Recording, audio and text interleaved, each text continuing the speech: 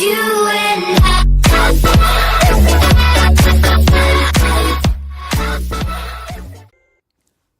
Type 2 diabetes can be prevented, arrested, and even reversed with a plant-based diet, something we've known since back in the 1930s. Within 5 years, about a quarter of the diabetics were able to get off insulin altogether, but plant-based diets are relatively low-calorie diets. I mean, maybe their diabetes just got better because they lost so much weight.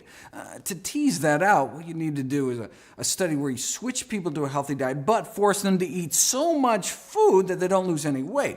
Then we can see if plant-based diets have specific benefits beyond just all the easy weight loss. Well, we'd have to wait 44 years, but here it is. Subjects were weighed every day. If they started losing weight, they were made to eat more food. In fact, so much more food that some of the participants had problems eating it all. They were like, oh, not another salad. Ugh. But they eventually adapted, so no significant weight change, despite restricting meat, eggs, dairy, and junk.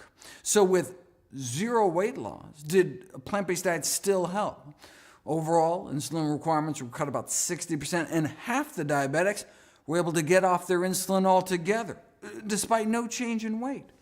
How many years did that take? No, 16 days. 16 days later. So we're talking diabetics who've had diabetes as long as 20 years, injecting 20 units of insulin a day, and then as few as 13 days later, they're off all their insulin altogether, thanks to less than 2 weeks on a plant-based diet, even with zero weight loss. Diabetes for 20 years and then off all insulin in less than 2 weeks. Diabetes for 20 years because no one had told her about a plant-based diet.